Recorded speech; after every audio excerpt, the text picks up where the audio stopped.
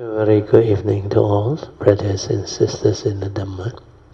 So today is 26 August 2025, Tuesday class. So as usual, we will be continuing our sharing from this book, the wonderful Dhamma Lotus Flower Sutra. Okay, as usual, we will gather for physical puja. Let us compose our mind, develop the faith, saddha, virya, then mindfully we shall commence the puja chanting.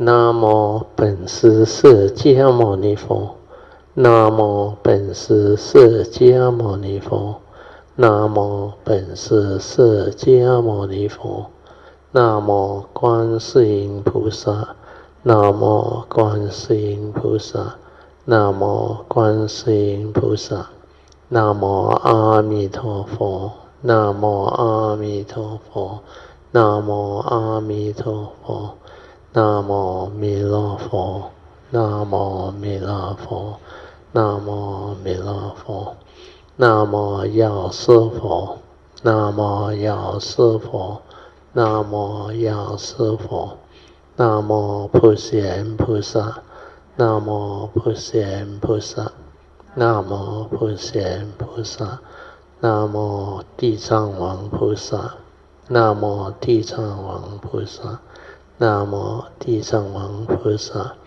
Namo 佛菩萨 Namo 佛菩萨 Namo 佛菩萨 Okay, now we will turn to page 1 of the chanting book.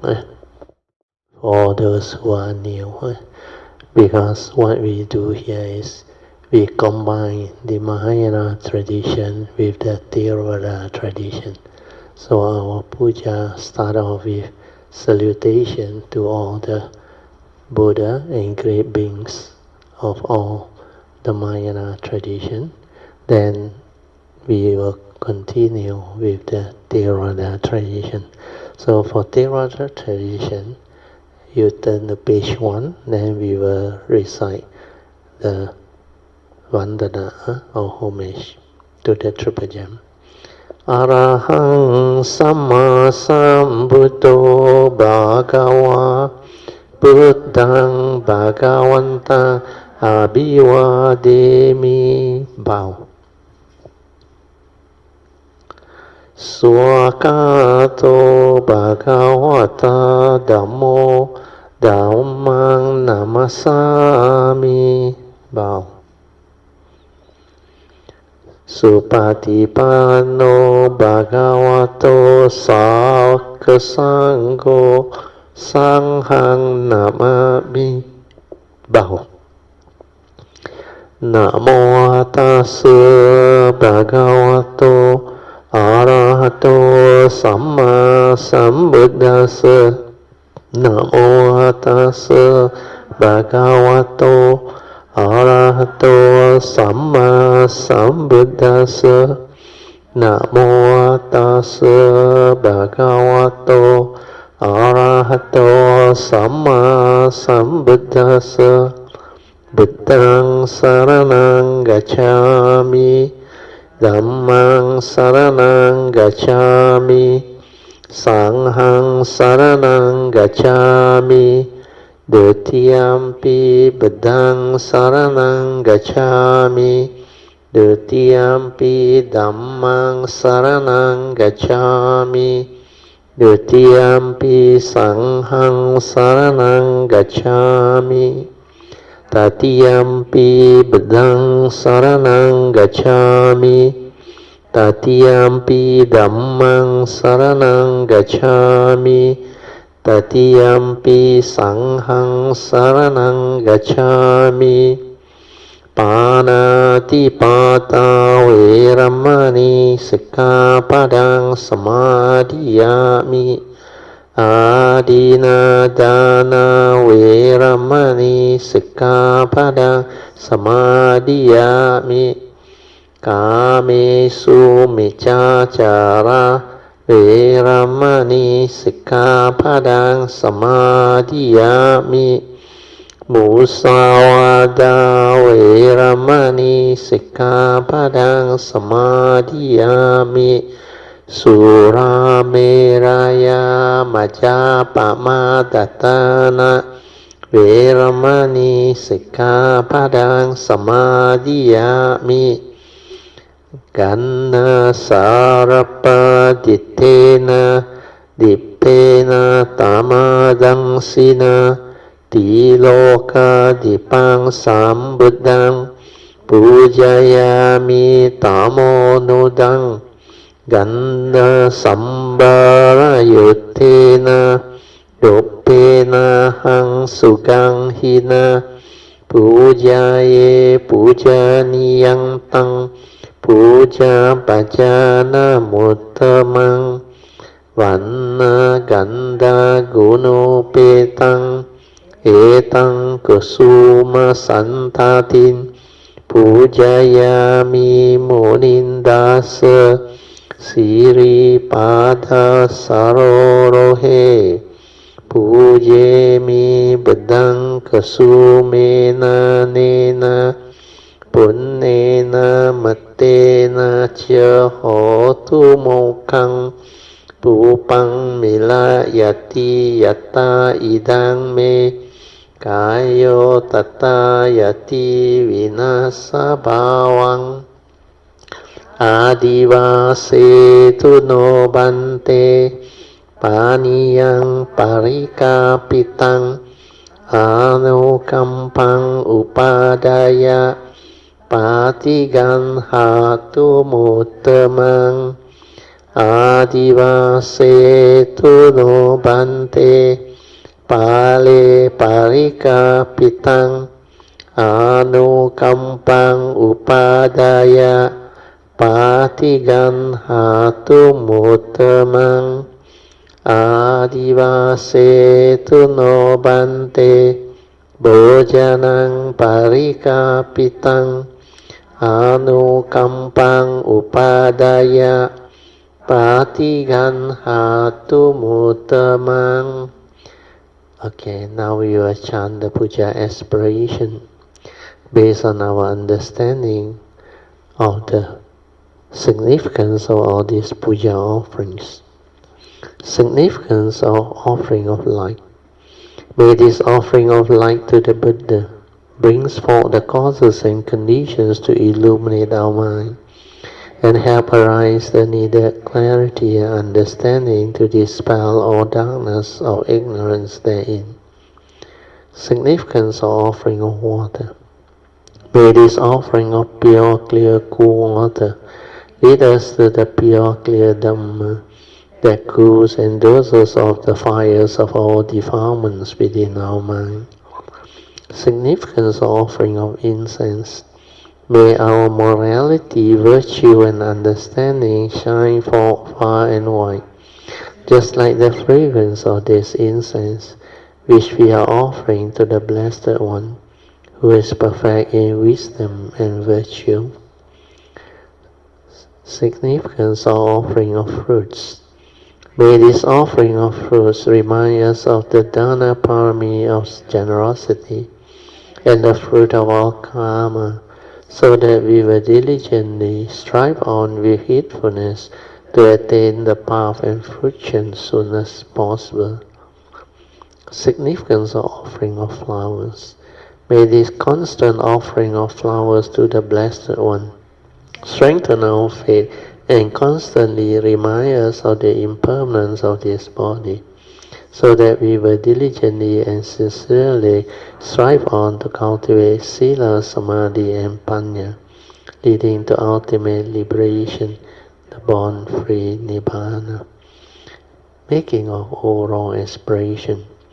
By the power of all these merits born of these offerings, may our spiritual faculty of Saddha, Virya, Sati, Samadhi and Panya be further strengthened until they become balas or powers. Sharing and transfer of merits to all beings. May these merits be shared and transferred to all beings without exception, especially those who have the condition and affinity to receive them, Sadhu, sadhu, sadhu. Okay, let us pay respect to Puja. Buddhang Pujami. Dhammang Pujami.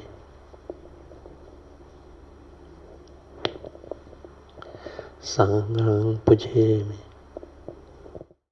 Awareness-based meditation is very important.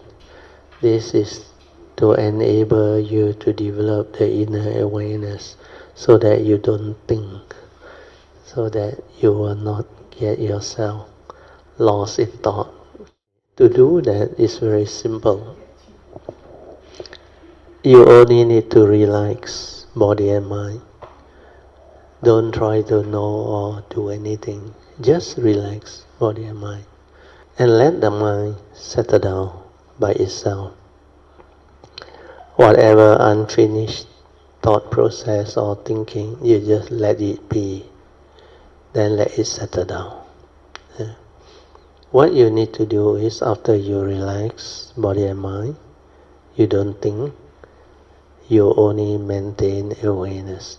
Means whatever that make you aware from the sixth sense door, any of your senses, it can be through your hearing, smell, taste, tactile, or even whatever seeing, and the thought process, memory. Whatever that arises, just maintain awareness. After that, finish. Don't continue with the perception and the thinking. So you only need to relax body and mind. Feel yourself soothingly relaxed, as if you are completely at ease. Nothing is disturbing you. Then let your mind settle down and just maintain awareness. Whatever arises, just aware. Then silent. Maintain the inner peace, the inner silence. Just aware. Whatever arises, don't follow. Just let it be. Then it will fall away. Then you will feel very good. Then you will experience a type of peace within, tranquility, stillness, and your mind will become very quiet. So the first two support is relax, maintain awareness. And the third support is to stabilize this awareness. Means you continue to relax and maintain awareness so that your thinking, which is habitual, cease to be. So that it no longer think. Beyond whatever thinking that sustains its movement is due to your habitual tendency, due to your lack of understanding. So if you use these four support, especially the first three, you just relax body and mind, you don't think. Then maintaining awareness, also you don't think, you just aware. Whatever arises, aware, finish. It will help you return to your original mind, which is before the stirring of the mind, before the arising of thought. That's how the mundane mind slow down and cease. And this is how you realize your true mind. When your mundane thinking slow down and finally cease, then your true mind, which is there all the time, that will manifest and become clear. Then after that, when you are able to stabilize all this, which may take a while for people who are new, then you can move on to the fourth support. The fourth support is just maintain awareness at the heart area. Relax body and mind, maintain awareness, but this time is at the heart area. Then whatever that you can detect, like your heartbeat, or your pulse of life, or any vibration within your heart area. Just allow the mind to be with it. Like your breathing also you can stay there, maintain awareness, and let the awareness and the breath move as one. Then you will feel the peace, the calm. So you just allow the mind, that true mind, to move on its own. Don't try to direct it. Don't try to do anything to it. Just let the mind be. Then maintain whatever awareness that you can maintain through the ability of the silent mind to detect. Whatever it detects, it can develop the mindfulness of it.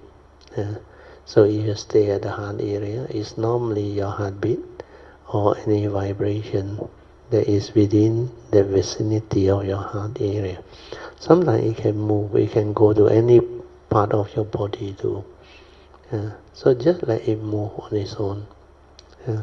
Then your duty is just relax, maintain awareness, and silence everything.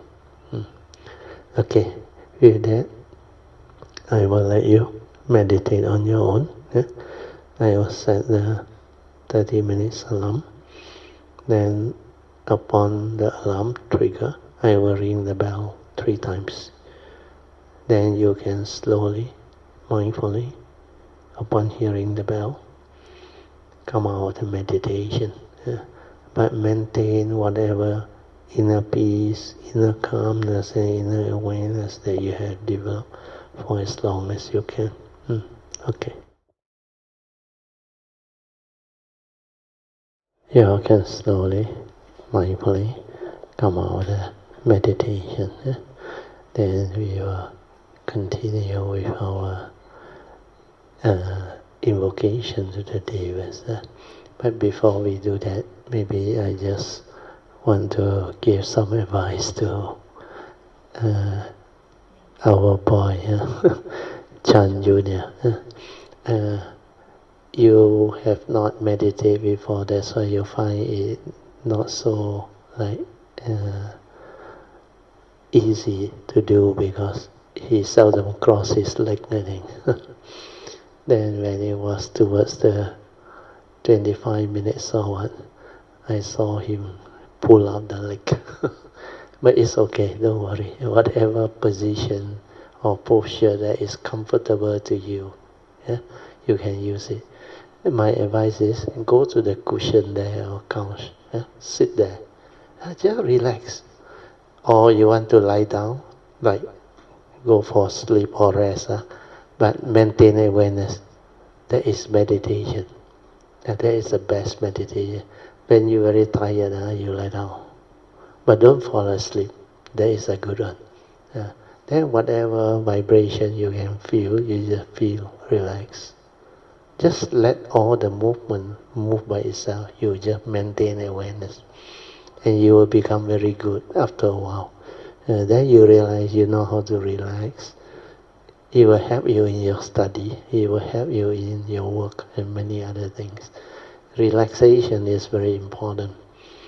The reason why you are not used to the leg having a relaxed posture to be in the state of meditative state is because you don't know how to relax your leg. It's not easy if you are new. So this part, it will help you. Whatever posture that suits you, just relax into it. And sometimes you can lean against the wall. Just sit. Then leg stretch forward. Don't worry. Just relax. Okay? That will help you. Then you at home also, when you're tired, you need a nap. Go and take a nap. After the nap, maintain awareness. And you will do very well after that. Okay? Okay, we turn to page 6 of the chanting book. We will do the invocation to the Devas. In this universe, in their entirety. Let the deities or devas come here. Let them hear the good teachings of the King of Sages, which gives heaven and release, Nibbana. This is the time to listen to the teaching. This is the time to listen to the teaching. This is the time to listen to the teaching. Samanta Chakavalesu Atra Gachan Tu Devata Saddhammang Munirajasa Sunantu Sakamokadang Dhamma Savanan Kalo Ayang Badanta Dhamma Savanan Kalo Ayang Badanta Dhamma Savanan Kalo Ayang Badanta Namo Tassa Bhagavato Arahato Samma Sambuddhassa Namo Tassa Bhagavato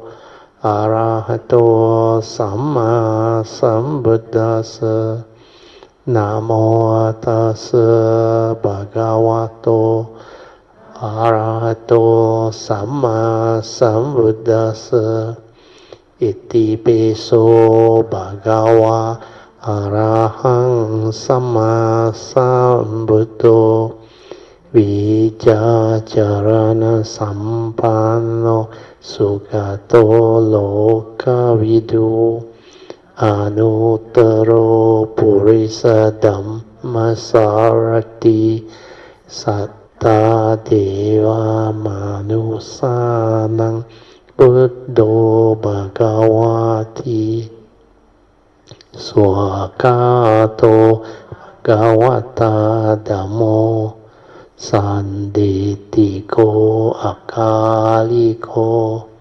Ehipaseko Opanayiko Pajatang Veditato Vinohiti Supatipanno Bhagavato Sāvaka Sangho Ujupatipanno Bhagavato Sāvaka Sangho Nyaya Patipanno Bhagavato Sāvaka Sangho Samici Patipanno Bhagavato Sāvaka Sangho Yadidang Cattari Purisa Yukani Atta Purisa Pugala Esa Bhagavato Sāvaka Sangho Ahuneyo Pahuneyo Dakeneyo Anjali Karaneyo Anuttarang Punyang Ketang Lokasati Sadhu Sadhu Sadhu. Okay, you can be seated. Then just relax body and mind, maintain some more attention. Then we will continue from where we stop. We are at number 3. Those who follow the text, we are at page 743. Second paragraph. So we are in the third wrong view. Erroneous view regarding moral practice and austerity. These erroneous views refer to the discipline cultivated by non-Buddhist sect. They take what is not a cause as a cause, and what is not an effect as an effect. What does that mean? They cultivate futile ascetic practices through which they think they can attain enlightenment or nibbana, and ultimate bliss. For example, some of this group may open the heavenly eye by cultivating these ascetic practices. And they can see cow, dogs, pigs, and chicken that has been reborn in the heavens. Then they imitate these animals.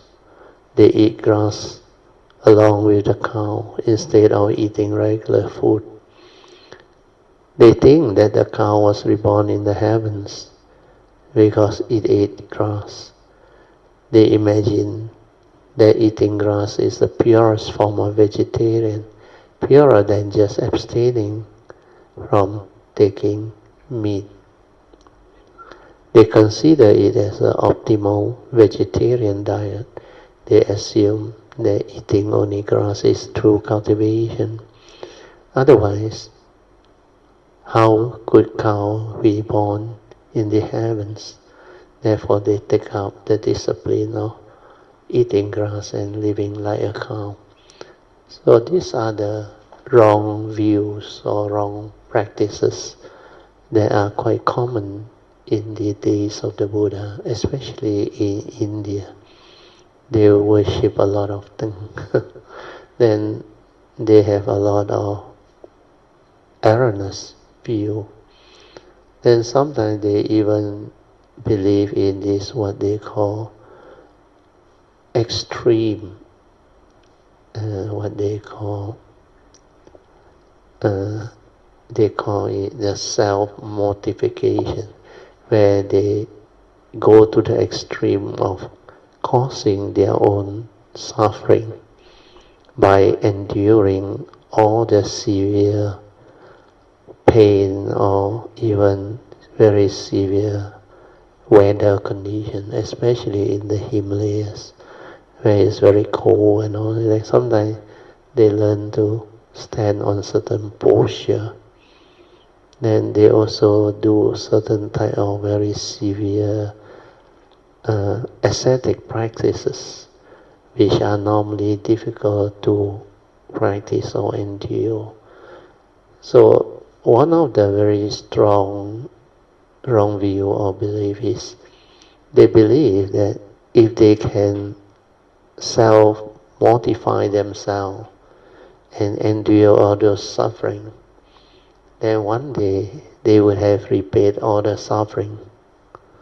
And they believe after they repay all the suffering, they can gain enlightenment. That's why all these type of views are quite common at that time. Then the one that Master Hsuan also highlight is quite common too. Because sometimes they do this type of energy field or one-pointedness or jhana type of practices. Then they see in their strong their strong concentration, or they call it samatha meditation. Then they can see rebirth, how the cow animal, after they pass away, they take birth in the Deva realm, the heavenly realm. So they believe that you can live like a cow, behave like a cow. So they follow, they imitate, hoping to be born in the heavens. Then during the Buddha's time, there was also one person who came and asked Ananda. Then Ananda went and consulted the Buddha. He said, according to his teacher, he practiced very deep samatha. Then he can see every life when he offer this type of sacrifice, slaughtering of animals or chicken or what, to King Saka. Then when he died, he took birth in the heavens. So he thought that is the way to it. Then the Buddha checked and advised Ananda to tell him, you go back and tell your teacher, if he do it again, you will go to eternal hell, very severe hell. The merits that come from the earlier 6th birth was in the past, when he has this psychic ability, when he developed this jhana, he did a very wholesome deed. He helped a lot of cultivators or monks that were trapped in very severe cold area and all those things. So because of that wholesome action and deed, he developed this parami or merits to be born in the heavens as a very, exceptional heavenly beings. Because a lot of this that you see when you do jhanas and all those samatha concentration, they are mind state that actually show you some form of happenings. But a lot of this, if you are not a Samasa Buddha, you may not understand what they are. So they believe the one that they saw before they take their rebirth was the one that conditioned them to take the birth. The Buddha said no, because the last thought moment and all the conditioning is very important.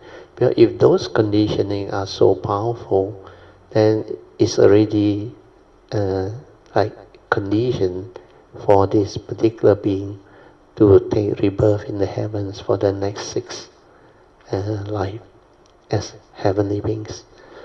And it may not be what actually happened based on the understanding of the law of karma. So all these wrong views are very common at that time. So as a cultivator, you need to actually develop the understanding of what constitutes the Dhamma, the true teaching. Then this Dhamma has certain characteristics according to the Buddha, like we chant just now. It is sanditiko, can be realized in the here and now before a person dies. Then akaliko, it is timeless, beyond thought, beyond time. That it is ehipaseko, that one very important. You can investigate into it because it's the truth. It will stand up to investigation. So whatever that you don't quite understand, you must not base on just belief, come to a conclusion. You have to put it to test. And if it's the truth, it will stand up to investigation. Even the law of karma is very complex, not so easy. You don't take the bodhisattva away, you cannot understand, because the amount of variation of possibility of karma is very extensive. Unless you have gone through the training, you have perfected the understanding, you cannot understand. That's why you need great beings who have that perfection, that cultivation, to have the ability to explain to you or to teach you. Okay, we go back to the notes. So this part is for information. Then certain ascetics imitate dogs. Dogs live outside in dog houses and guard the door for people. Surmising that dogs gain merit through this form of true cultivation, they live in dog house and may eat excrement just as dogs do.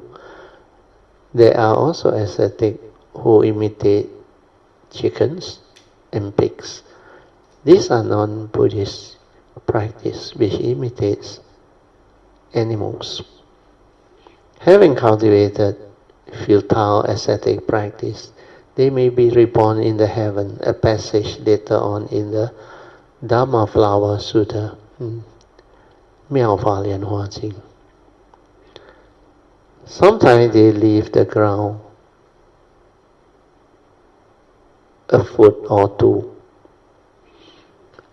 1 foot off the ground represents ascending to the heaven and the realm of the desire. 2 feet off the ground represent ascending to the heavens of the realm of form. Those are the non-Buddhist beliefs and practices. These are non-Buddhists who cultivate the 10 good deeds based on erroneous view regarding moral practices and austerity, means ascetic practices. Although they do good deeds, they are attached to the notion of taking what is not a cause as a cause and what is not an effect as an effect, because you don't have that all-knowing vision or wisdom and understanding. Their thinking does not make any sense, means it's not based on perfect understanding of nature's law. There is another type of ascetic who sleep on the ground like a pig. These people cover their bodies, feet, head, and faces with dust and ashes to the extent that no one can recognize them, just like the people who imitate dogs sleep in the doghouse, the people who imitate pigs sleep in ashes, while ascetic pound nails into a bed and then sleep on the bed of nails. Sometimes they are pricked by the nails and started bleeding. These are difficult austerities. They say, you couldn't do this because you are afraid of pain. I am not afraid of pain or being pierced by all these nails. Yet another form of ascetic practice involving sleeping upside down. These ascetic tie a rope around their ankle and sleep hanging upside down. It's hard to sleep that way, but they say this is true cultivation. None of you can do it. Another ascetic practice involves not eating food, means real austerism or austerity. Everybody eats food, but not this type of people. When they are hungry, they eat dust. They say that this is the most natural way of living. There is so much dirt on earth that they think they might as well live on it. They say, I don't have to eat very much of it. A little bit goes a long way. So these are the description, we can skip. This ascetic hold erroneous view regarding moral practices and austerity. The ascetic practice in this example are of no use, futile. Although they do not lead to any spiritual attainment, these are people who like to practice them because of wrong views. Number 4. This is the actual wrong view. This refers to improper views. For example, people who cultivate the path should be filial to their parents, but those with wrong view don't think this is necessary. So filial piety is something that is very wholesome, but you must have the understanding of what filial piety is, not the one that is very rigid and follow blindly. What's the point of being filial to your parents? They will ask this question. It's their job to have children. You don't have to be filial to them. So these are the wrong belief. Killing is wrong, but they say the more you kill, the better. The first of the 5 precepts prohibit killing, yet they instruct people to kill. They're just like this Angulimala, the teacher told him to kill and cut off the finger and hang it around the neck area. Wouldn't you say that this is wrong view? Stealing is against the law, yet they use all kinds of methods to teach people how to steal. Sexual misconduct is also wrong, but they encourage people to engage in it. One shouldn't lie either, but they condone lying. They say, don't listen to that person who is telling you not to lie. He himself is a liar. He is just deceiving you. How could he not be lying? Don't believe in that. This is another wrong view. Taking intoxicant is against our precept, but they think it doesn't matter. Some people like to smoke and claim that it is, in the 5 precepts, the precept against taking intoxicant doesn't include tobacco. Smoking isn't breaking the precept, they say. These are all wrong view. Some people are against being vegetarian, saying you are vegetarian and you do not eat any meat. But all these cows and sheep are raised to be eaten. If you don't eat them, then what use are they? In general, they will oppose what is right and come out with plausible reason to persuade you to accept this type of wrong view. Okay, we move on. Views of attachment to this is security to a personal view. People with such view want to take whatever they see and make it their own. They will use any means necessary to benefit themselves. They are very selfish. The 5 sharp afflictions obscure their genuine wisdom. They are like 5 servants surrounding you, preventing you from acting naturally. You are controlled and made to listen to these 5 servants who encourage you to take the bad choices. Student of Buddha Dhamma, now that you recognize these 5 sharp afflictions, you must beyond your sword of wisdom and slay them all. Only after that can you transcend the 3 rhymes. This has been a general explanation of the 5 sharp afflictions. If one were to explain them in detail, one could talk for eons, but never finish. Someone might ask, how can cows, dogs, pigs, and chickens be born in heaven? If they are born in heaven without having to cultivate, then everybody can learn how to do it.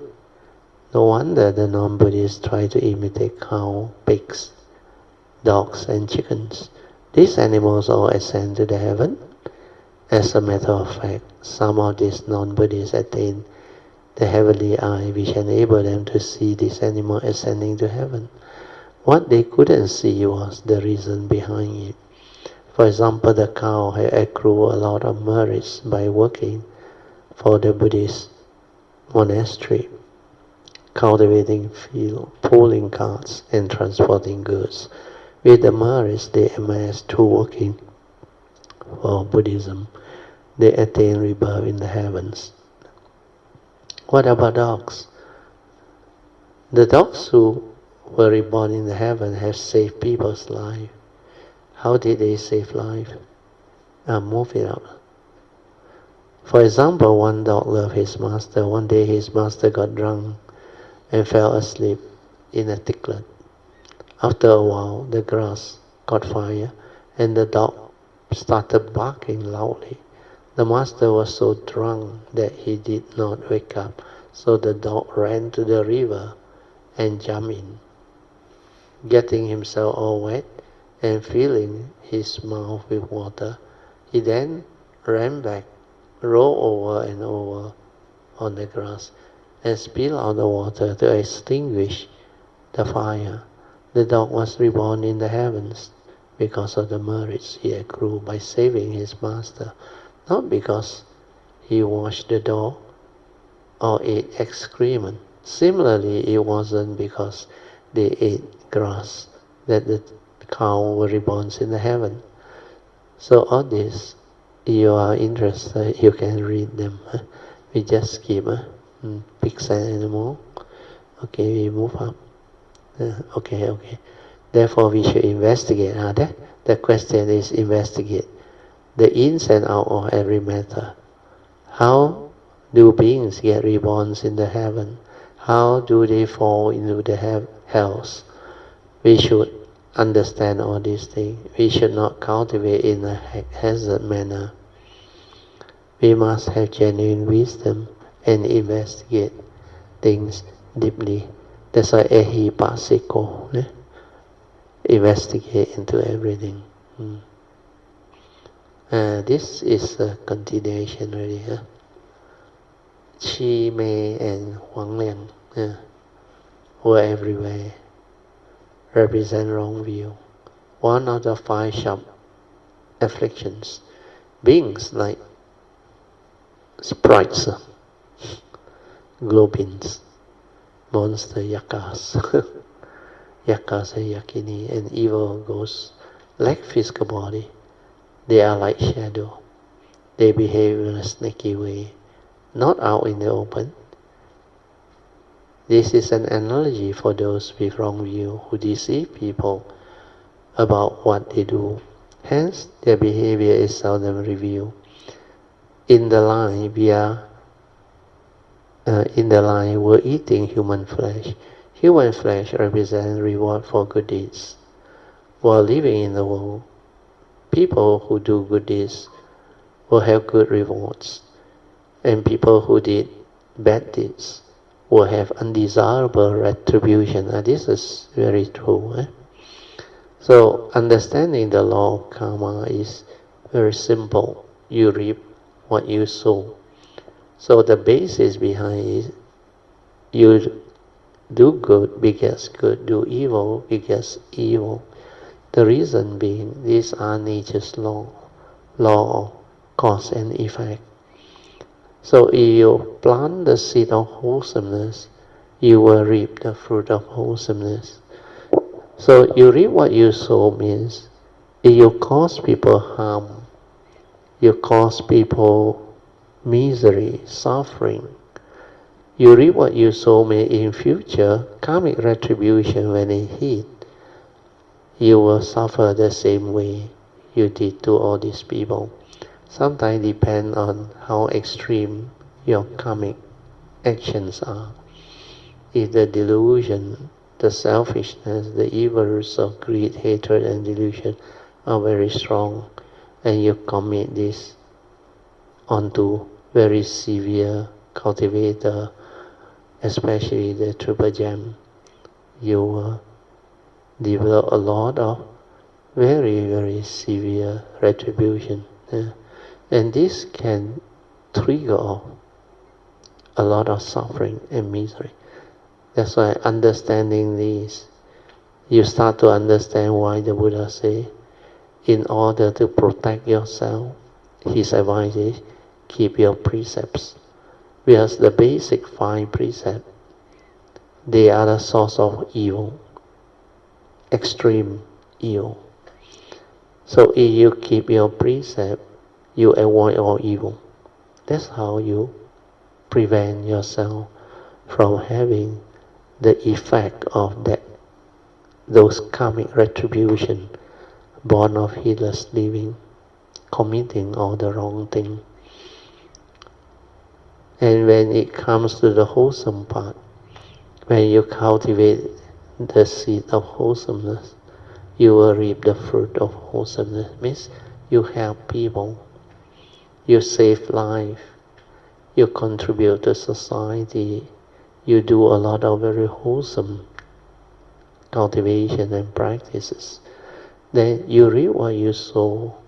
Means you will reap all this. You will receive all this, like generosity. You reap what you sow. The more you give, the more you receive.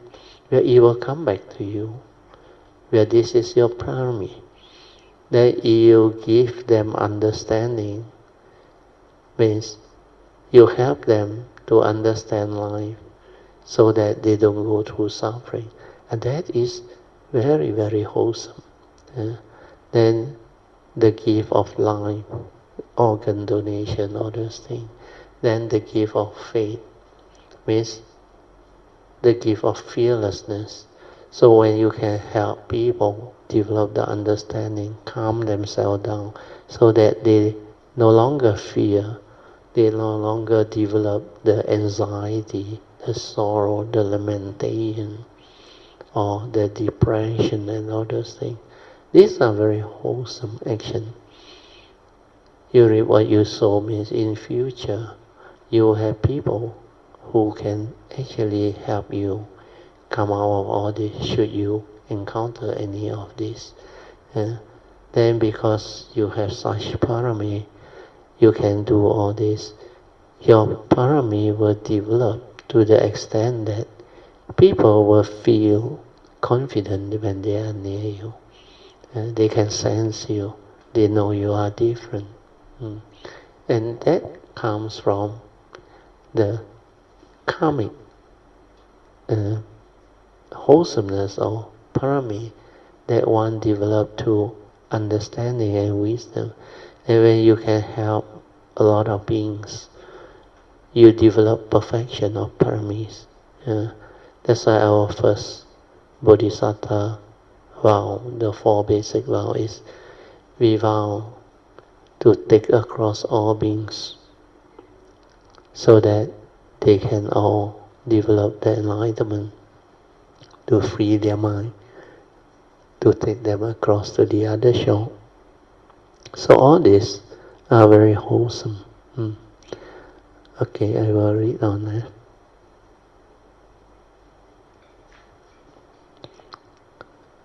Denying that goodness is rewarded, they eat up or cancel the potential reward that could have been generated by doing good deeds. So all these are wrong view. They claim that there is no causation and that there is no need to be afraid of it. So all these are wrong view. Then we move up.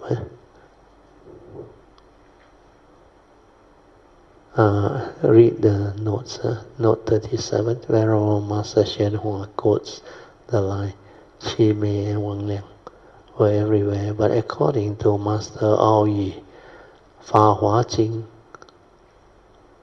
Ru Su. How to pronounce that word, the last one? Zu Su, is it? Fa Hua Jing, Ru Su.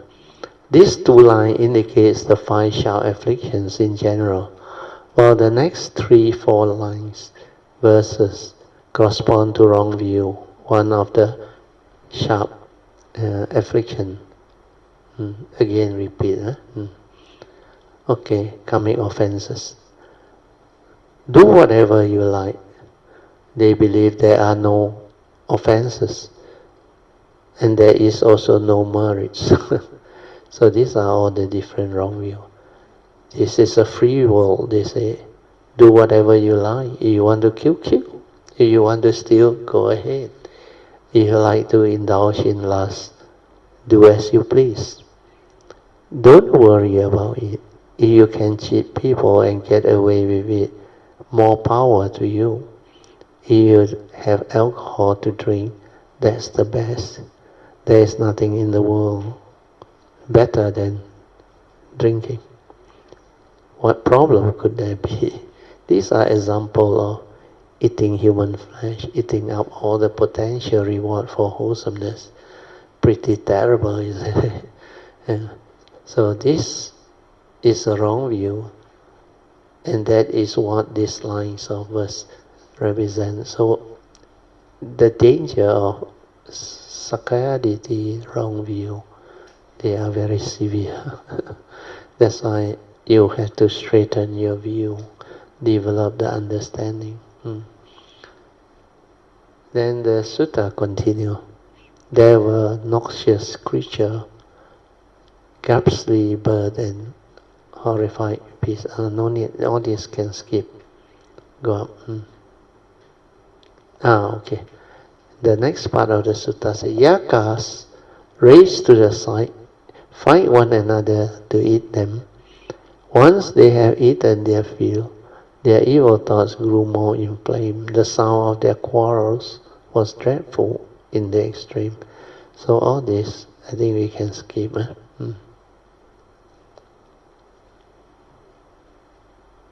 Okay, then same. Kumkandas squatted or sit on moles of earth. Sometimes they float a feet or two above ground. They travel here and there, indulging and amusing themselves. They seize dogs by their leg, flinging them so that they yell helplessly. The Kumbandas wrap their leg around the dogs' necks, take pleasure in torturing them. So these are the karmic retribution. This one we read a bit. Kumbandas are ghosts that look like watermelon. They are round and do not have head or feet. They are also called, how to pronounce that? Yen Mei Gui. When I lecture on the Earth-Star Bodhisattva, involve Earth-Star Bodhisattva, it must be Kaulat on this type of karma. I describe them as distant ghosts, where they stay far away from people. When you are awake, they stay away, far away. However, when you are asleep, they close in on you. When they come to you, they sit on you like an enormous melon, suffocating you, smothering and immobilizing you, so that you feel like you can hardly talk or move. The Chinese commonly refer to the experience of being held down by Kumbandas as a nightmare. I think our Chinese tradition got this belief. They say what? Kwai chak san. Correct? In Cantonese, Kwai chak san means the ghost like suffocate you. You stare out into space. Oh, sorry. If Kumbanda casts a spell on you, you cannot utter a word. You stare out into space but cannot talk. Some people are even suffocated to death by Kumbanda. This ghost is a metaphor for the third of the 5 sharp afflictions, which is erroneous view regarding moral practice and austerity. This ghost squat or sit on mole of earth. Squat refers to the unstable position where one seems to be sitting, but is actually resting on 2 feet. Mount on earth refers to relatively high land formation. Mount of earth is a metaphor for the 6th heaven in the desire rhyme. This line refers to the non-Buddhist essence to the 6 heavens in the desire rhyme by practicing the 10 good deeds based on erroneous view regarding moral practice and austerity. This non-Buddhist, I think we can skip all those, imitate all the 10 good deeds are the opposite of the 10 bad deeds. Our body can commit the 3 evil, killing, stealing, and sexual misconduct. So these are the bodily wrong action. So refrain from killing, stealing, and sexual misconduct. The mind can harbor 3 types of bad thought. that has greed, hatred, and delusion. So refrain from having thought of greed or selfishness or covetousness, craving, desire, lust. Then anger means hatred, envy, jealousy, etc. And delusion means wrong view, wrong understanding. Having fear, worry, anxiety, all things. The mouth can utter 4 types of wrong speeches: harsh speech, divisive speech, frivolous speech, and false speech. Yeah. So watch your words so that you do not commit them. So 3 plus 3 plus 4 become the 10 wrong deeds. By not committing this, you turn these 10 bad deeds or wrong deeds into 10 meritorious, wholesome deeds or good deeds. The non-Buddhists who practice these 10 good deeds may ascend as high as the 6th heaven of the desire rhyme. The 6th heaven of the desire rhyme are the heavens of the 4 heavenly kings, Sutta Hian Wang. Then the Tavatinsa, or they call it the heavens of the 33 gods. Then the third one is Suyangma heaven. Then Tusita heaven is the 4th Devarine. Then these heavens of bliss from transformation, these are Maras. Yeah. Then number 6 also Mara, the heavens of comfort from others, transformation. Sometimes they float a feet or 2. Floating 1 feet is analogy describing the non-Buddhist attainment of the 4 dhyana. This is jhana of the rhyme of form. By erroneously clinging to moral practice and austerities, if they continue such practice, they may attain the 4 type of samadhi of the rhyme of the formless. This is represented by the ghost floating 2 feet above the ground. So what they call Si Chan Pa Ting are the 4 jhanas of the form rhyme and the 4 jhanas of the formless rhyme.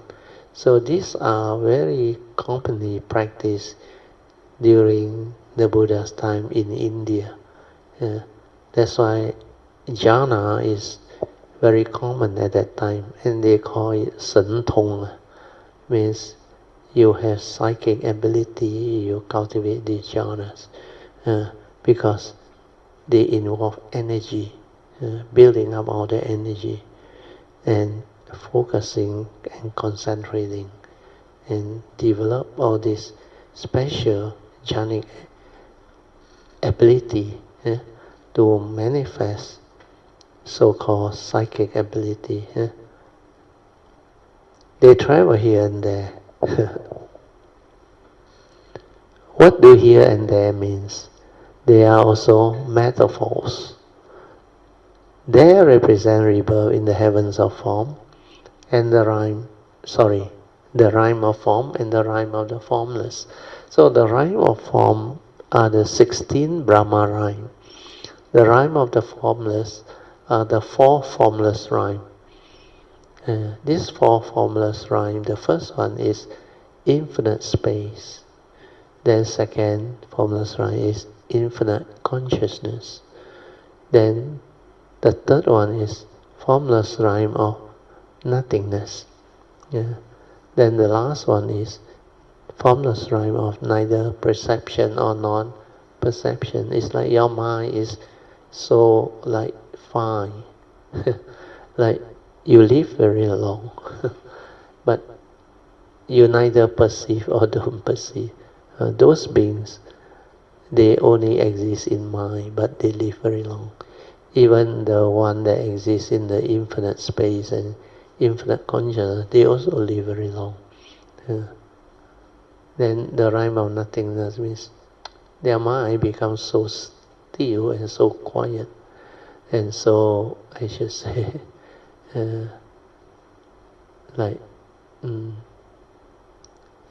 they cannot feel anything.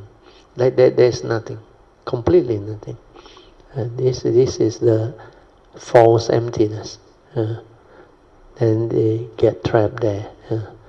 The last two teachers that taught Sakyamuni Buddha, they teach him until the 7 and 8 jhanas, Alara and Udaka.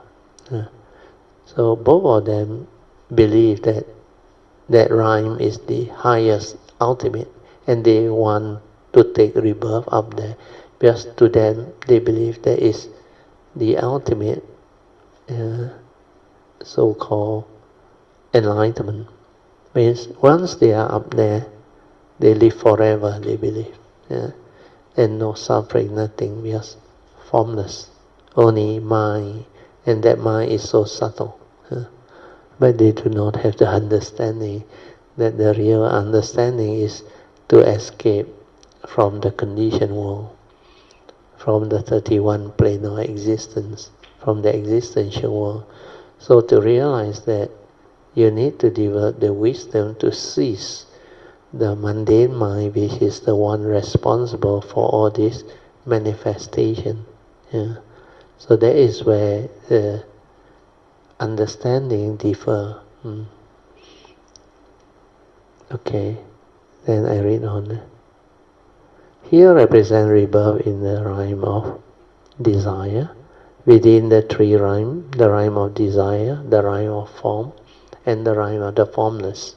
Sometimes we are born in the upper rhyme, and sometimes we fall into the lower rhymes. Thus we are in grave danger in this world, like motes of dust, which bob up and down, sometimes high, sometimes low, in the burning house of the three rhyme. If you do meritorious deed, you will be born in the heavens.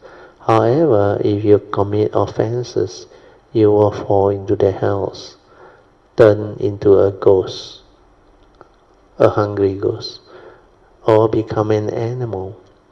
So living in the three rhyme is extremely dangerous. Motes of dust drift with the wind. They go where the wind blows, means according to your karmic, moving from one place to another. In the same way, people drift about in the wind of karma. If the karma you have created is wholesome or good, you will be born in the heavens. If you create bad karma, you will be born in the hells. The wind of karma blows you about, constantly relocating you from one place to another. So you wander around in the three rhymes, traveling here and there. That's why in the Surangama Sutta, they always give the analogy,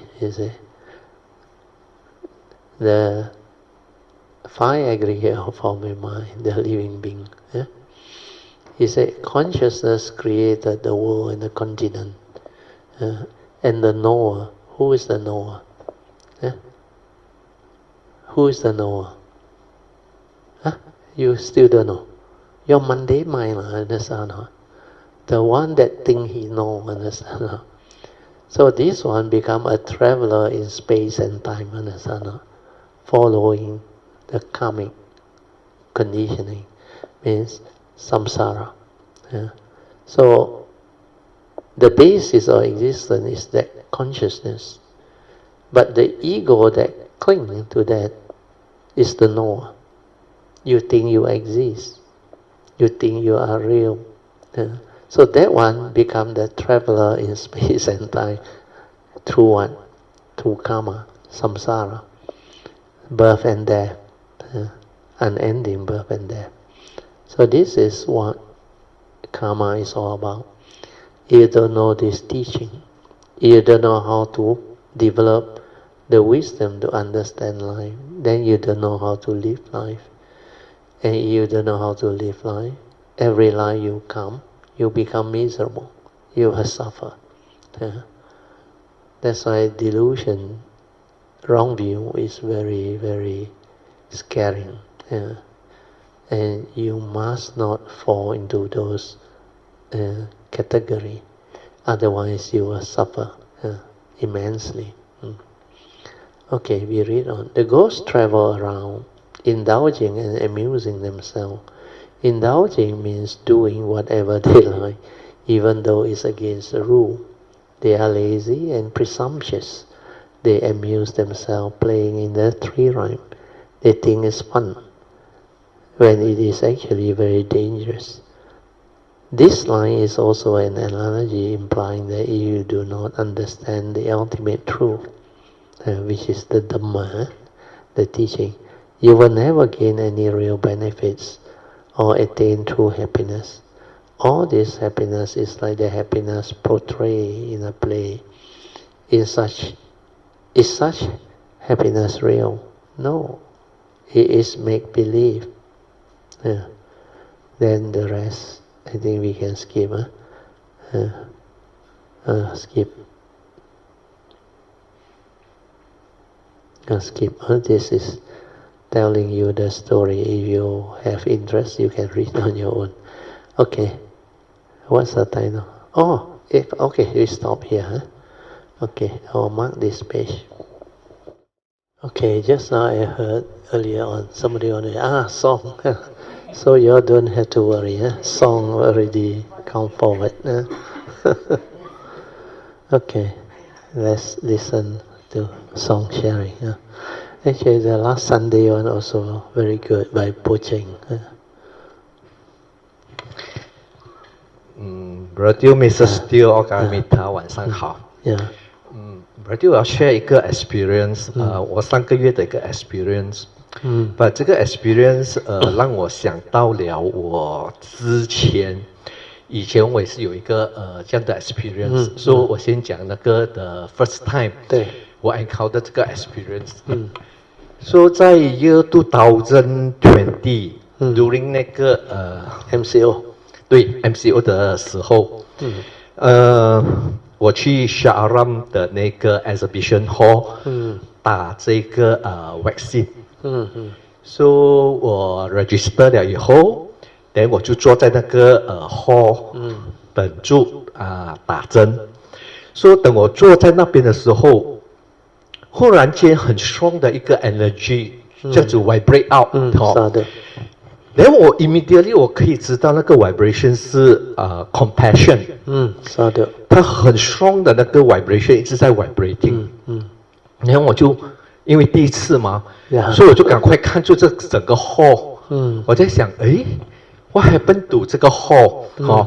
因为通常如果是我去一些 temple， 有一些 great beings 的 nature， 我会 vibrating， 对。But 那个时候的 vibrating 没有像那个在这个 hall 里面这样 strong， 哇，它很 strong， 我可以感觉到整个人一直在 vibrating， 但我又可以知道这个 vibration 是 compassion， 是的，所以我这一直看来看去，我看，这个 hall 有没有 great beings， but end up 什么都没有，这个是我第一次的 experience， 然后就3个月。我跟 Freddie 跟 Alicia 我们去 Bukit Jalil 的 stadium 看演唱会。OK。The moment 我们进去了那个stadiums， 我一坐下来，不久又是很一个vibration 这样子vibrate 出来，所以。因为我已经有了第一次的 experience， 所以这一次我就静静的，我 silent 的去 observe 它，它就 vibrate 出来。但是这次的 vibration 是 love， 是爱。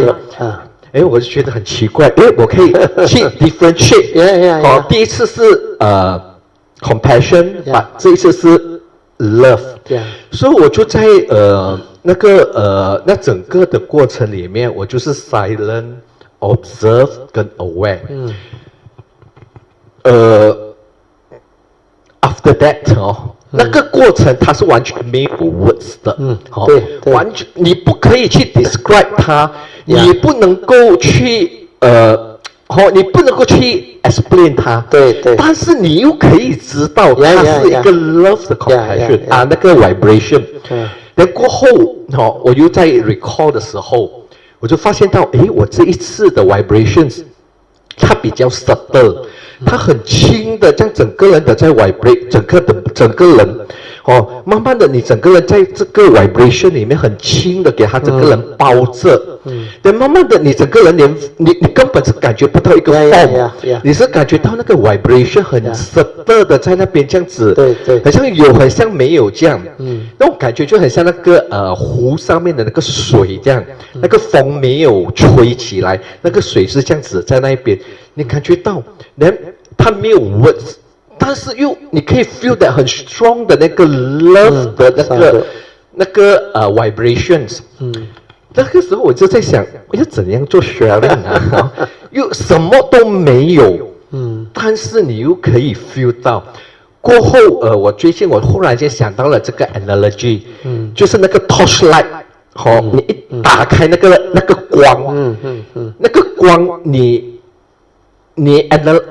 call 它 as a 光，对，它是没有名的，就我那一天的 experience 就很像这个 torchlight 这样整个照出来，它是没有名的，但是它这个照出来是 for all，是 for 全部，你不能够 name it， 你不能够去name it， 但是它是真的是就在全部的 all 里面，那个 love 里面。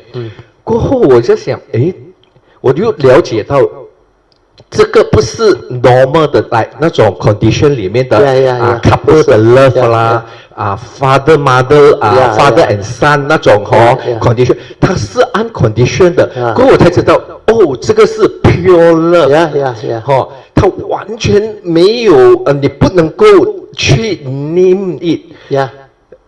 他什么也没有，那个时候其实我是 feel 到什么也没有，但是你又知道他是 very strong，这个 love， 这个 pure love， 它非常的 strong，但是 strong 什么我不知道，就是我可以感觉到它是很强的一种vibrations， 很强的一个 love， 所以这个就是过后我就我在慢慢的。就最近我在慢慢的一直在 record 的时候，我就慢慢的了解到，这个是一个 conditions 来的，它是 dependent origination 这样子的 manifest， 这个是一个过程，让我去 understand 这个 manifestations， 只是Pali 我想知道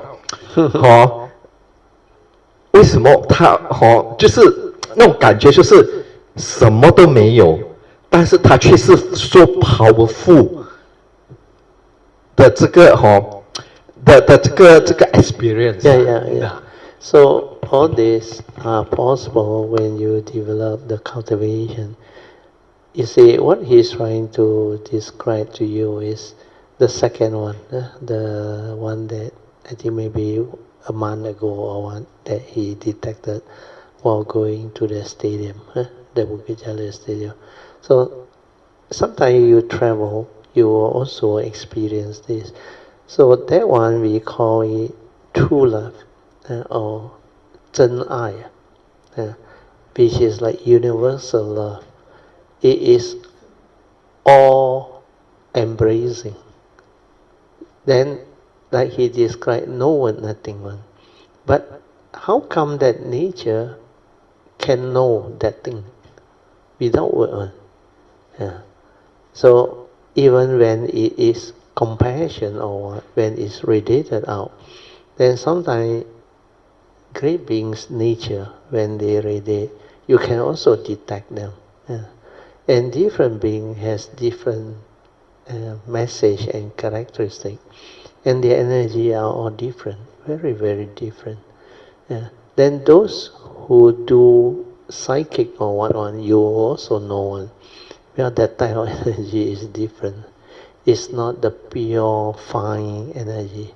That one, to real cultivator, the way you will detect it as very gross, but very powerful, very, very strong. So all these are possible, but always remember, it's just for you to develop the understanding, because the universe is very immense. Then when the time comes for you to develop the sensitivity. This nature, the heart, it will open up. Open up doesn't mean like you open a door. No. Open up means the heart area, it will be activated. Means when you do the fourth support trust, this energy that goes through the gateway, it will become pure energy. Pure energy that can actually transform your internal chakras and nadis and make your vibration become more and more fine, where these are pure energy.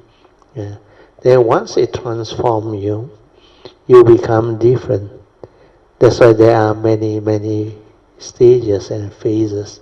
Then this will enable you to have those type of sensitivity to detect all this.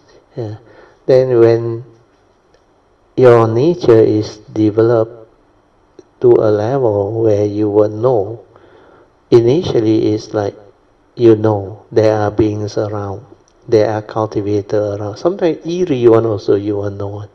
But their vibration is very different. A lot of anger, a lot of what they call the violent behavior, because they also have fear and they don't know who are you and what are you.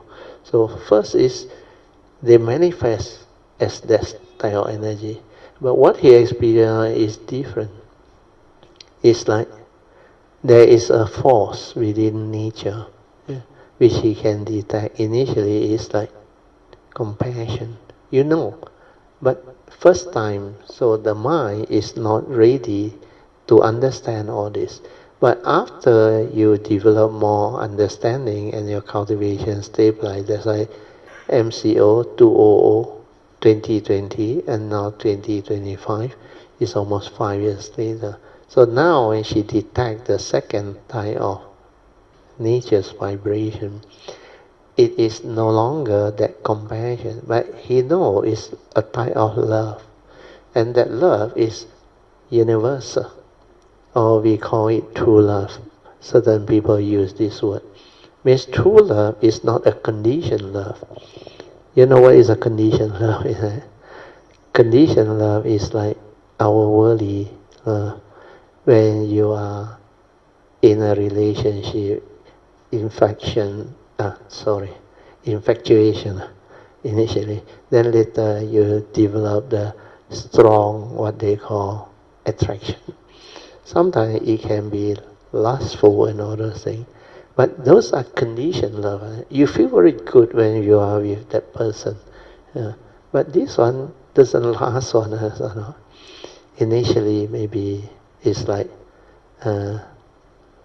meant to be arranged by heaven, especially when you decide to enter into marriage vow and all those things. So everything is joyful. But after that, like Alexander the Pope say, reality begins after the first day of marriage. Then as reality sets in, then it becomes different. Because when you are together for too long, you take things for granted, then you lost all your values and understanding, then you no longer feel from the heart. You start to use your thought. Then you start to believe the thought. Then you start to see all the things that create the separation,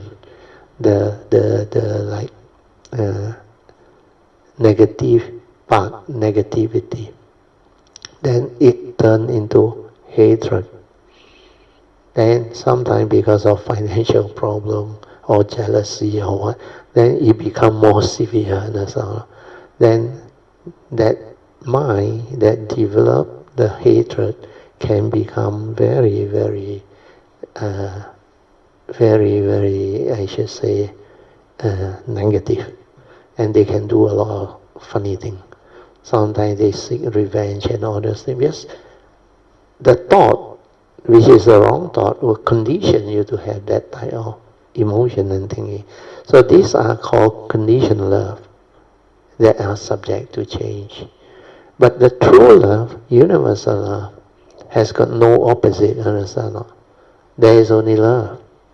When there is love, means that love is universal. It's not a conditioned love. It's not subject to thought process. It's not subject to your views, your opinion, and what you perceive through your senses.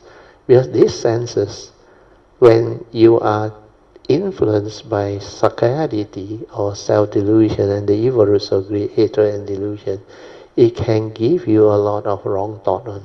It can create a lot of wrong perception and manifestation. That's why these are called conditioned love, motivated by causes and conditions and the thinking within the five aggregates. So conditioned love can be many types. Like I give one example, the worldly love between husband and wife, or unmarried girlfriend, boyfriend, or just relationship. Okay. Then the other type of conditioned love is between siblings, brothers, sisters, and somebody you think is close to you.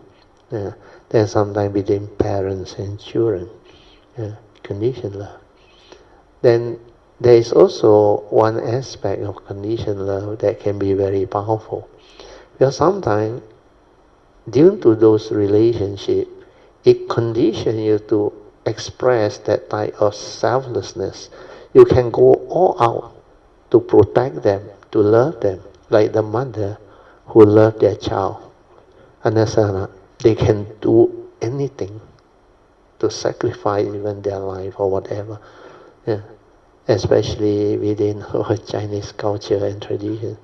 We can really strive and work very hard and raise up the kids and give them good education, everything. Then the parents themselves live a very frugal life. So these are the love, the sacrifice. Then I came across one fellow cultivator during my time. He has this love for the brother, I think. So something happened very severe to the brother who is in UK. He took a flight, go all the way, and she, I think, almost suicidal and all those things. So he managed to go there and turn the thing around and bring the brother back up. Of course, the marriage cannot be saved. And there was a lot of things. That's why they can go all out and do all this one because of that condition.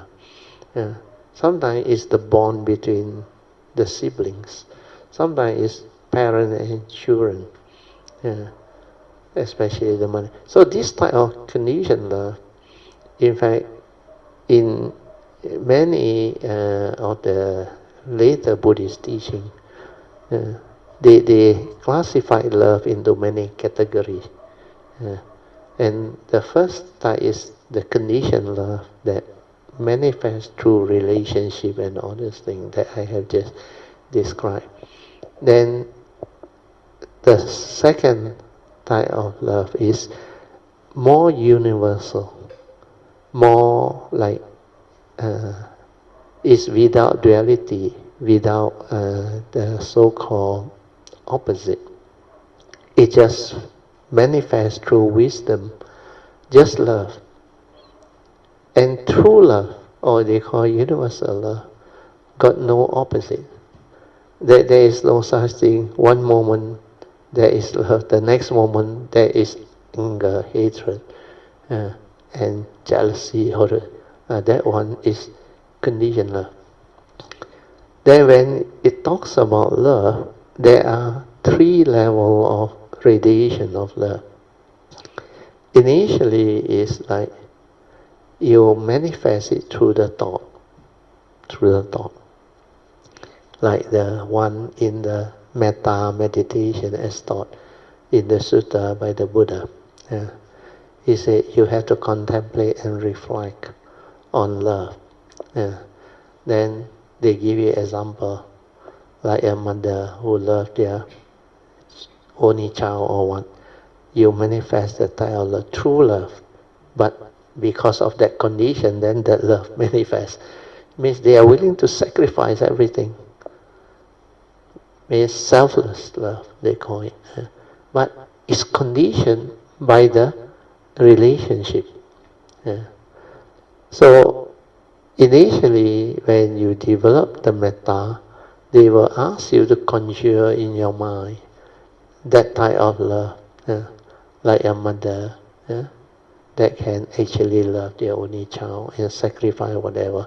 Then the boundless love. Then you develop metta is they try to extend, starting from yourself. You cannot love yourself. You cannot love others.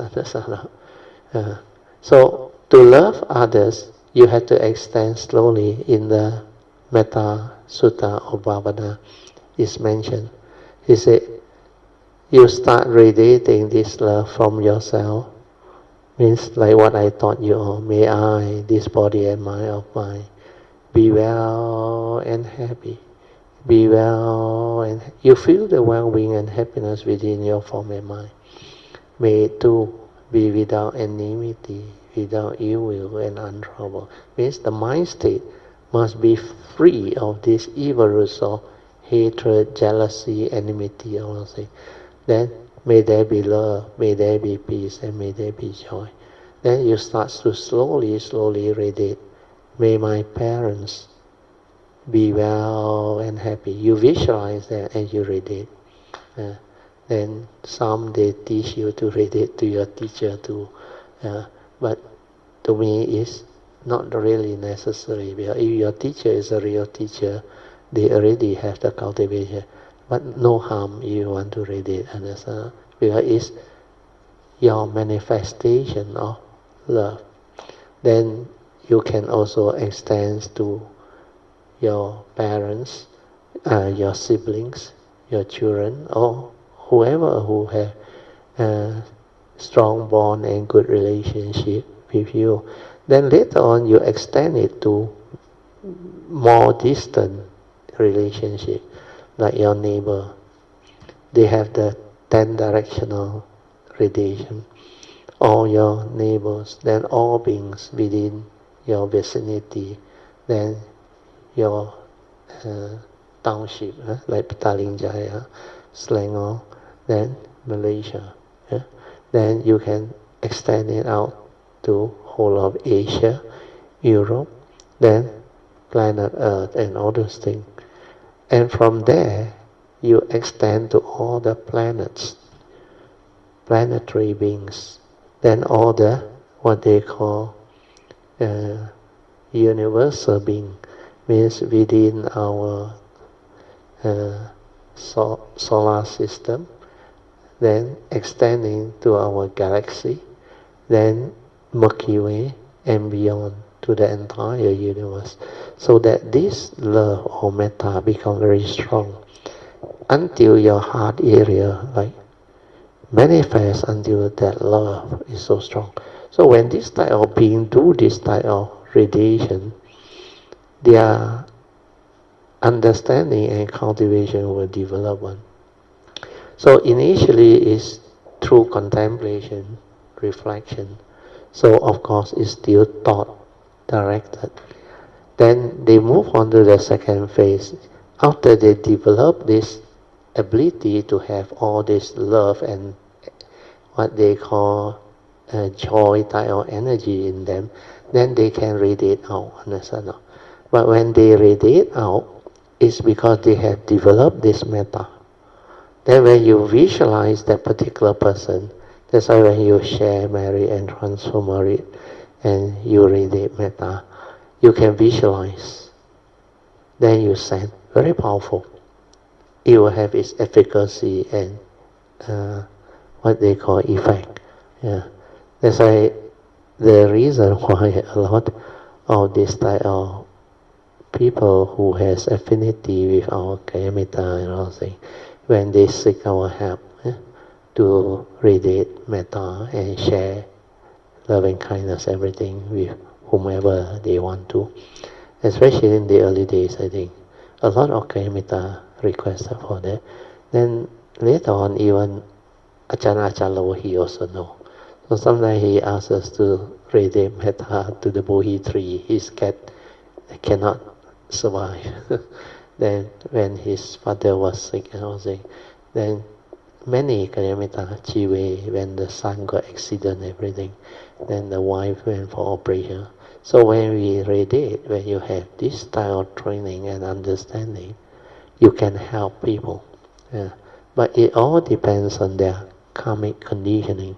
If they have the affinity to receive or whatever, you will know. Then like sometimes before I radiate, then I knew already. Then after I radiate, immediately I will know effective already. There were a few, I think, cancer patients actually. Initially when they came, they request for it after the Thursday class. I remember that time, Hsuan's house.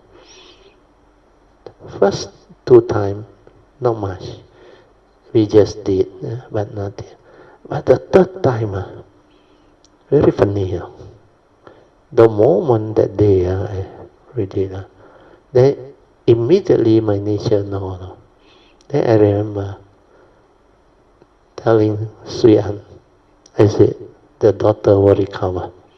And really, the daughter actually cancer, quite serious, quite advanced stage.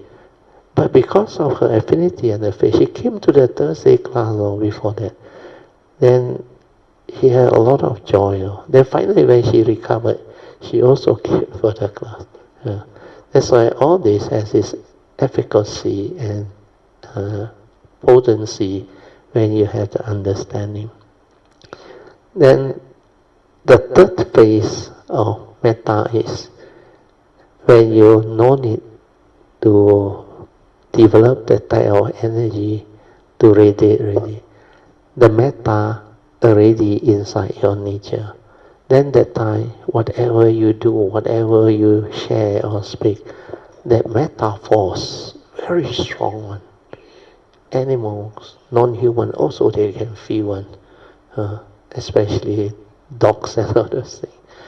Then I remember at that time when you speak, it's straight from the heart, the love, the metta, or it manifests on. And that type of metta is the universal love, the true love, that manifests from wisdom and understanding. That's why all these are possible. And when it happens, it's very beautiful. So for Song's case, is he detected it. So it may come about through different causes and conditions. Sometimes it's for him to go through to develop the understanding. That's why when you travel or what, sometimes on the plane, I also detect, means there are beings inside. Then sometimes I go for a spiritual trip. Before I go, I already knew why. Then when we were there, sometimes it's on the plane before we land, I will feel the energy already. Like all those in China, trip, Putosan, all those areas. And many of these, you will have the understanding. Then when you were there, you will know. The beings there are waiting for you, and they are rejoicing, and they like protect you. And the weather, everything is like, it's very kind to you, and you can feel their nature's joy and all those things. That's why all this can manifest when you develop the cultivation and develop the heart that is sensitive. That's why you will just know what is happening, and you will understand, and you will have a lot of joy. So we all should rejoice. Sadhu, sadhu, sadhu. You continue some. 就我们讲知道这个是是 from 我们的 nature 出去呢，还是 No, 我 no, 们 no. 是？你感觉得到的 because that nature got no words on. Because normal people cannot feel that one. It's just like last time, remember I told you the monk Achanganha. He smiled a lot on. He's like Maitreya, loving Buddha. He like to like Jai Di, Jai Sabai, Sabai. Means Jai is hard, yeah? Di is good. Good mind, comfortable mind. So he radiated a lot of metta. Then when he radiated his hand, he put it at the Tantian there and really radiated out. And when I was making the offering at, I think, if I'm not wrong, is Sampo Temple, I think. So they were seated one row there. Then he was the first monk where he lead the group. Then he liked me. He also liked my mother. He also blessed my mother. So I met him a few times. Then when I make the offering, then I pay respect. Wow, he full of joy and metta. The hand, the whole metta force came into my whole body, like engulfed me. And you can feel. Then I just rejoice and I say sadhu, sadhu. And he knew, but he can also detect my energy. So all this, as you cultivate, it will manifest. But please, don't look for all these things because you think it's special experience, special ability, is a sign of progress. Not entirely true in the sense that these are part and parcel of the cultivation. It's part of the way. As you progress, as you transform, you develop this ability. Then the understanding will manifest from inside. Because, like the Buddha said, this is pacetang, the Dhamma, can be realized by the wise, each for themselves. That's why the word opanayiko, leading inward into the heart. Where only the heart from that nature can understand. Where that true mind, the pure awareness nature, have the ability to understand. Where these are beyond thought, beyond mind, beyond words. And all this manifestation, as you go through the extensive cultivation of the Bodhisattva way, then you will encounter them slowly on the way. But if you do the sainthood way, you can hardly come across all this. Because the training is different. You don't go to the nature. You don't do the what they call the fourth support to detect the gateway and to develop the cultivation from there. And that process is very long. Take a long time to develop. And this life, we are all very blessed in the sense that as Kayamita, the affinity, and the sasana, most important is the sasana. If it's not because of the sasana, this thing cannot happen. That's why during this time, if you all have the faith, the understanding, the sincerity, and the perseverance, you will progress and you will develop great understanding. That's why don't allow this window to slip by. Then adhitan, and develop all this strong affinity and understanding. Then wow, deep into your nature means plant the seed of bodhi deep and develop that vow sincerely with faith and understanding. Then persevere. And when you do this, it will move. It will move. Your nature will become very different. Then after this life, whenever you arise, you become different.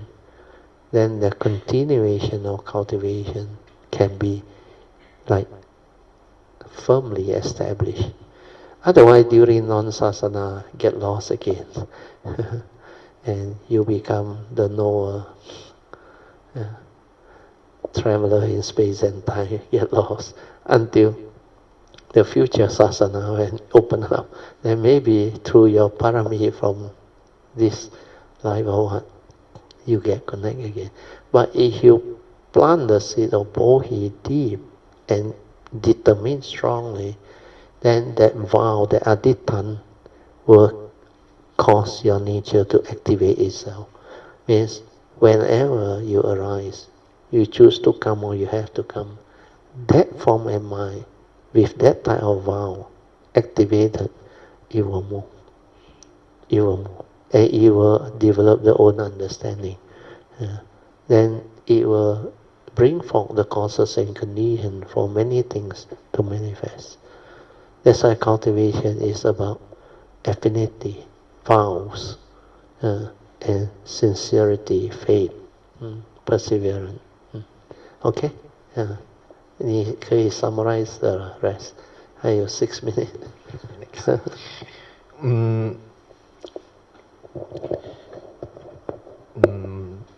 我每个礼拜会去我哥哥的家去看我妈妈，然后去跟他谈天。就在 during that period 的时候 ，there was one times 我去 visit 他的时候，我都会跟他谈天，陪他跟他谈天。就那一次，我觉得哇，我完全不一样。我完全就在那个 love 里面跟他讲话。It will manifest. Because 你已经有了那个 understanding. Then when you talk to your mother, it's very sincere. Then you will hold her hand on. Then your nature will know what to do. That's why I told you last time, the way to help my parents is very simple. I only need them to become my parent. One life enough. Because in the distant past, when they encounter my nature, they don't know who I am. But they did certain wholesome things, which created the causes and conditions. Then my nature vowed to take them across. And the best way is, because they are very sincere, is to be my parents. Because that parami, that blessing, I just invoke the blessings of their parami, their whatever wholesomeness, because they are very good parents. They really sacrifice, they really do a lot of things out of love for their children and all things. And I already knew, even my father, mother not educated this life, not a problem at all. Very good, you continue. Just finish it off. 就这个 experience， 那时候哇，我在跟他讲话的时候，你就不一样的你整个人就在那个 love 里面。对。过后完了以后，我 on the way 回家，我讲，周末这样多爱的今天，他不是你什么，还是很自然的就natural 的就整个人就整个 conversations 整个的过程就是在那个 love 里面的跟他谈天这样子，哇，很 amazing 的一种 experience 其实我每次去我妈妈的房间我妈妈的房间有雕一个很小的一个钟我每次进去every week 我进去她的房间，那个钟就滴very clear very clear no 每一个礼拜都这样 clear 所以 sometimes 我的头会起来，哎呀，因为还是很便宜的那种巴沙马兰的钟，我讲maybe 是老牙钟，所以得帅就滴答滴答 very loud so every week even 我跟他讲话啦我每个礼拜去我会跟他阿嬷房间洗厕所都是滴答滴答最近这个月我去的时候完全没有了然后我就想应该是awareness 的一个 training 来的因为每个礼拜去你听到你以为是 normal but actually 不是每个礼拜去就是一个 training then it develop then you become like very different, very sensitive like in the early days I remember mind that clock The clock there. Last time we used to buy from IKEA, my wife know the $5. Oh, very clear. Even meditate on that ticking. It's very clear. And it's like that, where your nature has this ability to be aware. And it will manifest. It will manifest. 我就觉得很 amazing， 就是他就在我妈妈的房间里面，每个礼拜去就哇，你一进到房间他就叮当叮当的然后我就以为哎呀是 normal 啦，after that 我才想到原来不是 all the while 每个礼拜我进去他的那个房间里面，其实就是一个mindfulness training 一个过程 for you to understand. That's why everything that arises and happen is part of the way. I already told you. No matter what happens, it's part of the way. Whether positive or negative is what your thought tell you. Where your discriminative mundane mind will tell you a lot of things. But if you can accept them for what they are, is part of the way. Where you already have the Dhamma, you know what to do, the training. Then whatever manifests is based on causes and conditions. Part of the way. And that one will bring you forward in a very different manner. You will progress very differently. Because when you accept that reality, there is no conflict, no doubt, nothing. Then everything will unfold and manifest. And then you see the beauty of what is that reality. The existential manifestation. Then you understand the Dhamma Sutta very clearly. 一切有为法. Everything within the conditioned world is condition arising, dependent originating. It has to be that way. Just like the Buddha say, condition like that, things will be like that. Cannot be otherwise. And you keep on experiencing all this unfolding. Then it will make you develop the understanding until it becomes so clear. Everything is just the way it is. Cannot be otherwise. That's why after that you will have the understanding. Think also like that, don't think also like that. Do also like that, don't do also like that. Well, who do? What do? The thought. No use. So you live with the understanding from the nature, it will just manifest. And it's just the way things are. After all, no reality. He know you, he know me. But there is a nature within, understand? Each and every one of us have a nature. But that one is not you, understand? That's why my teacher, Ajayandra, used to say, only mighty nature rolling by. And that word is very powerful, very good. We are only nature's law operating, understand?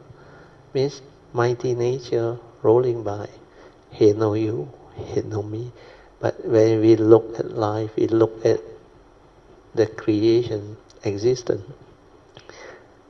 We base on our individual's perception, our own perceived reality. That's why we created life and existence through our perceived reality. And this perceived reality is not the truth. It's what the individual perceives. But when that individual form of mind has the wisdom, then it don't perceive that perceived reality anymore. Then its reality is understanding what is the reality, suchness. Everything is just the way it is. Cannot be otherwise. Then he know you, he know me. Life, existence, or no reality. That's why there is no mark of a self. No mark of a self cultivating. No mark of others. No mark of living beings. No mark of existence too. Even Dhamma, everything. Like the Heart Sutta say, in true emptiness, all this doesn't exist. That's why that is the highest understanding. When you merge with the complete understanding, then everything is just the way it is. The atta, everything gone.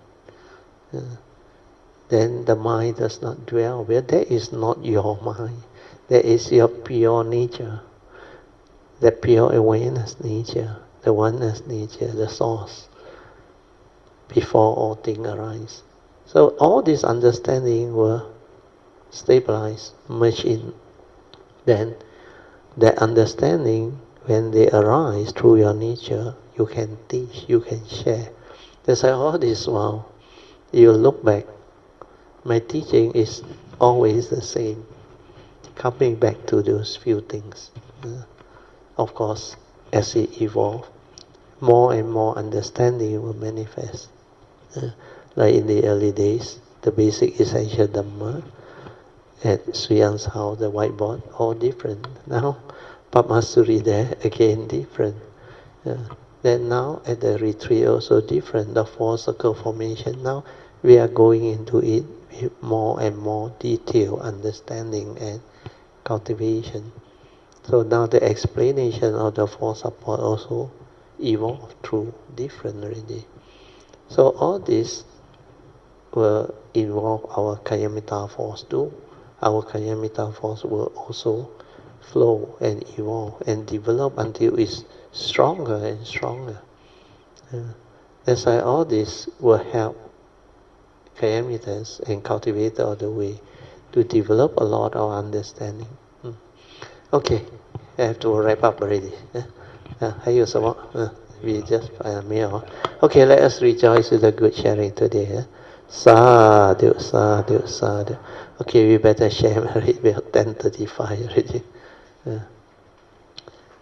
Akasata cha bhumata deva naga mahindika punyang tang anumoditva rang rakantu loka sasana Tawata chamehi sampadan punya sampadan Deva anumodantu sabba sampati siddhya idang me nyatina hotu hontu nyatayo idang me nyatina hotu sukhita hontu nyatayo idang me nyatina hotu Sukhita hontu nyatayo Devo asatukalena Sasu sampati heto cha Vito bhavatu loko cha Raja bhavatu dhammiko Imina punyang kamena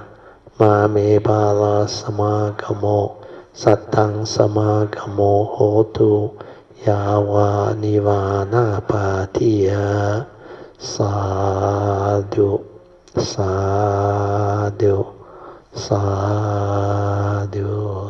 Okay, you all can now mindfully pay respect to Lord Buddha, Kuan Yin Bodhisattva, and all the worthy ones that we end. Sadhu.